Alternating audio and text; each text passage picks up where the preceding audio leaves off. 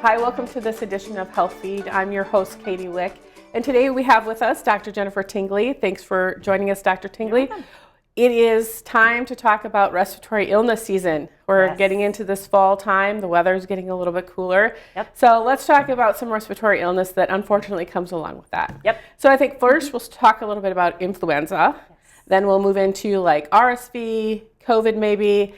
Talk a little bit about some of those other illnesses, and then talk about vaccines in general. There's been a lot of speculation about vaccine, a lot of questions that people have about that. Definitely. So let's start with influenza. So when does influenza season start and how long does it go? So typically we think of this as a late fall, kind of into the winter sort of season. We actually have started to see flu cases just in the last couple of weeks. They have been reported to the state, so we're starting to get that notification. The last couple of years, we've had really late flu season. So the peak, kind of the highest number of cases happened more in January and February. So we never really know when we're going to get that peak, but we do know that we've already started to see cases. So flu season is now. So sometimes people call it flu, sometimes influenza. What differentiates influenza from like a stomach flu or something like that? No, I'm glad you asked. Because I think sometimes when people say, oh, I had the flu, they might be meaning the stomach bug. I mean, it's a virus, causes diarrhea, vomiting. Pretty short-lived though, 24 hours, and usually people are better.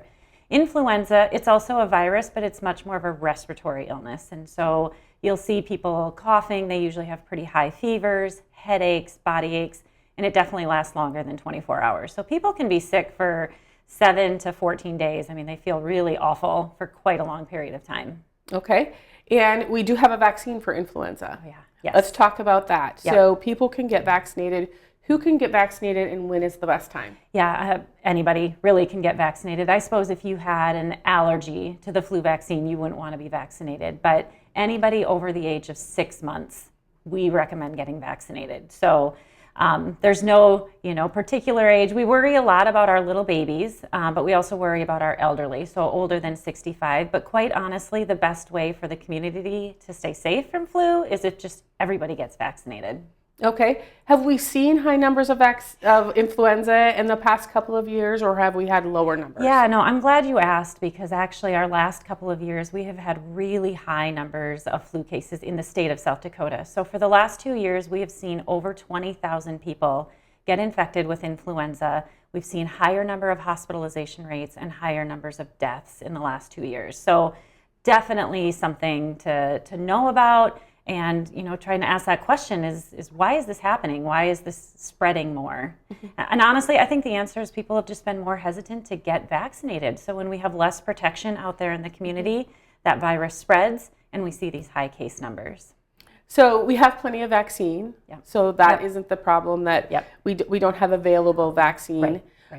Where can people go if they possibly don't have a physician or they're questioning where they could go? I mean, any clinic is going to have flu vaccine. It's just a standard. We're so used to doing this every fall and winter.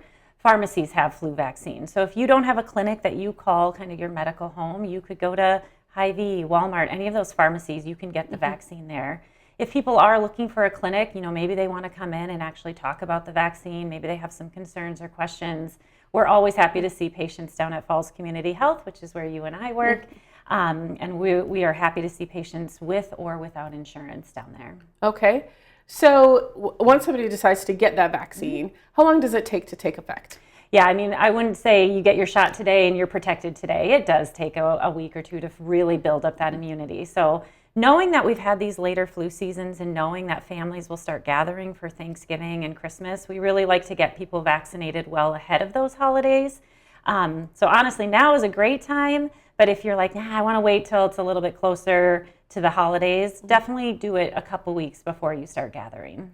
And we've had people that say, I don't want to get the flu vaccine because then I just get influenza. Can you talk a little bit about that? No, you cannot get influenza from the flu vaccine. It is a killed particle virus. You just cannot get it. It's not possible. What you probably might feel is maybe a little achy, maybe a low-grade fever. That is actually your immune system kind of kicking into gear, building up those antibodies. So it's actually a good sign when you feel just a little crummy after the vaccine. There's nothing wrong. You will feel better after a day. And those symptoms, easily treated with some Tylenol, ibuprofen, you'll be fine. All right. So getting the vaccine, does that mean that you're not going to get influenza? Yeah, I mean, unfortunately, no. There's different variants of the virus. So there's influenza A, there's influenza B. And when they're creating that vaccine, they're kind of taking what's the best guess. What do we think that is going to be the major variant that's going to move into our country, into our community? And so it's possible that you are going to be protected against one subtype, but maybe not all of them. So you can still get it. Usually, though, you're not going to get as sick. So the length of time you feel bad, the high temps might be a little bit lower. So you tend to feel a little bit better. It's a milder version of influenza. So if you get influenza and you're not vaccinated, about how long does that last for folks? Like the symptoms you're Yes. talking about? Yes. Yeah, I mean, I think we've seen people, you can be sick up to a couple weeks. And so there's, that potential missing a lot of work, missing school. The worst outcome is somebody gets pneumonia. You can get complications kind of from that influenza the virus. And so then you end up in the hospital. I mean, those cases can drag out weeks. But usually if you get flu, you're going to kind of feel terrible 7 to 10 days, and then things will start to get better. Okay. So we not only get vaccinated for ourselves, Yeah. but we get vaccinated for others. Let's talk about who else we're protecting when we get vaccinated. Yeah, absolutely. Like I said, the age range that you can get vaccinated is 6 months and older, but we've got little tiny babies who cannot get vaccinated. And so when as the adults in the household or the siblings, when they get vaccinated, they're actually protecting the little ones who can't. There are also some that are very immunocompromised. Maybe they are undergoing treatment for cancer. It might not be safe for them to get the flu vaccine right now.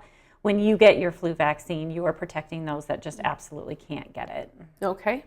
So if you get influenza, you get vaccinated, you don't get influenza, hopefully. Right. If you do get influenza, is there any medication, or what should people do if they come down with influenza? Right. There is a medication that we can use to help kind of reduce the length of the symptoms. It's called Tamiflu. It really needs to be started within the first couple of days of getting sick. So that's the problem. Sometimes people don't know right away that they have influenza, so it's often a little too late to even use the medication. It wouldn't really serve any purpose at that point. But for the most part, we say this is a virus. It's just going to have to work its course. And so you got to do the ibuprofen, the Tylenol, drink a lot of fluids, sleep as much as you can, because really your body will heal, but you just need a little time. And talking about those family gatherings and all of that stuff coming up. Yeah. Stay home if you're sick. Please stay home if you're sick.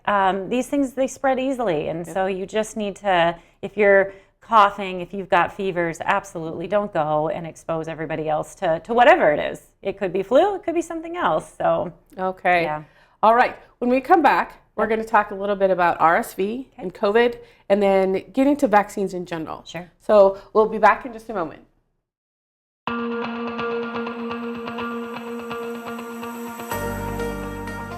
Did you know that gambling is legal in the state of South Dakota? I'm Dr. George Tsai with Falls Community Health, and I'm not talking about money, I'm talking about your child's life. Say your little child stopped being able to walk. Where would you bring them? Probably the hospital. But the fact is, if it's from polio, by the time it gets to that point, all bets are off. That's why it's important that children be vaccinated, especially from diseases that can leave them permanently disabled or worse. Let me tell you about Beth. She was an Iowan who lived before the polio vaccine. After contracting the disease, she became paralyzed from the neck down, totally dependent on others for the rest of her life. It's never too late until it's too late.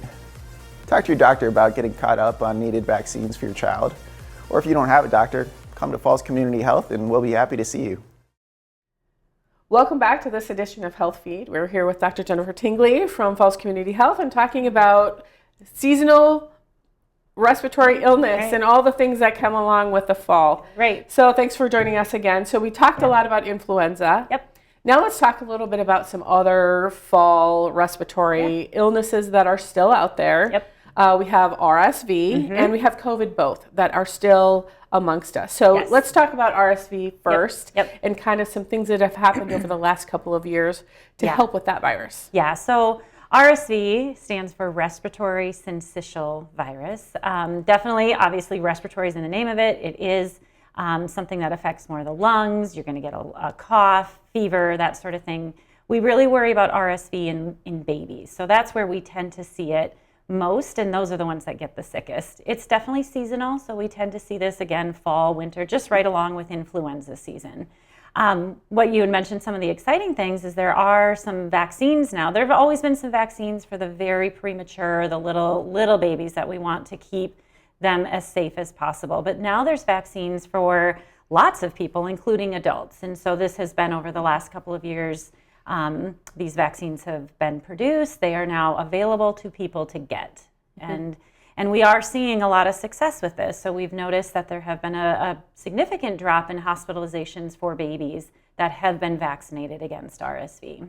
So great news on that front, because they can get pretty sick and be hospitalized with that. Yeah, it definitely, the little ones do not handle it well. As an adult, if you or I got RSV, it would feel like a cold. We would likely be okay. But the little babies, they do tend up in the hospital. They need a lot of help to clear their lungs from all the sticky stuff that's in there. It's not fun to watch a little one be sick with RSV. Okay, and COVID is still out there amongst us. Yeah, and COVID, this one's not seasonal. I think that's the hard part is we kind of expect in the fall and winter that it's flu season, but COVID, I think, is just going to be with us kind of throughout the year. We're going to get little spikes of disease activity, but it is still around. There are vaccines still available, and would highly recommend COVID vaccines for anybody that is at higher risk. So if you are diabetic, if you have asthma, if you smoke, elderly, there's a lot of people that would benefit from the COVID vaccine. Okay. Yep.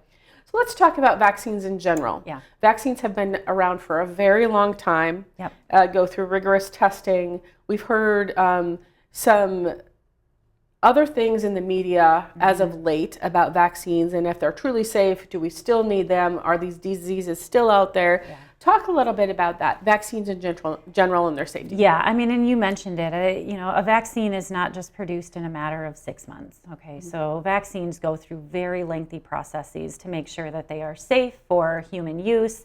And they are studied well after they've started being used on patients. And so if there was going to be something, we would know about it. But when we know that a vaccine has come to market and it is approved by the FDA, we can be assured that it is incredibly safe and that there's very likely a reason why people should get it. And so I think the issue is that we're starting to hear of just, social media is pushing out things on vaccines. This is not accurate information, and we need to make sure that people know how to get accurate information. And often that is not coming from Facebook, TikTok, YouTube. I think if people have questions or concerns about vaccines, it's important to ask those questions. We want to make sure people are comfortable getting them, but I would strongly encourage people to go to their healthcare provider, ask those questions, and share the concerns that they might have. And I think some of the hesitancy people might have is they think that some of these diseases, we haven't seen them for a long time. There's some that are making resurgence. Yeah. I'll use measles for example. Right, absolutely. Why do people think that it's not out there anymore? Well, again, I think if it's out of sight, it's out of mind. We've been so fortunate to not have to deal with measles, mumps. These are just not, I've never seen a case of measles, and I've been in practice for almost 15 years. I mean, this is just not something that we deal with, and now we are starting to see a resurgence. But earlier in the show, we were talking about flu. I mean, there's been a decline in flu vaccines. The number of cases of flu and the number of deaths related to flu over the last couple of years has gone up. Vaccines work. We know that they work. They're incredibly safe. They would not be approved for use if they weren't safe. And so I think we do not want to see some of these old viruses and bacteria come back. I heard back to polio. None of us have seen polio. We don't want to have to deal with that again. So again, talk to your healthcare provider about getting these vaccines. Make sure you're comfortable, but also make sure you're getting accurate information. That's great advice. Great advice. Yeah. We always appreciate your expertise thank you on for the show. Me. Yes, and coming on and talking to us about these important topics. So important. Yeah, and real relevant this time of year. So, thank you again, Dr. Tinguely. Yeah. Thanks for joining us. If you have any questions about vaccines or influenza, any of the things that we've talked about, feel free to contact your own healthcare provider or us at Falls Community Health at 605-367-8793.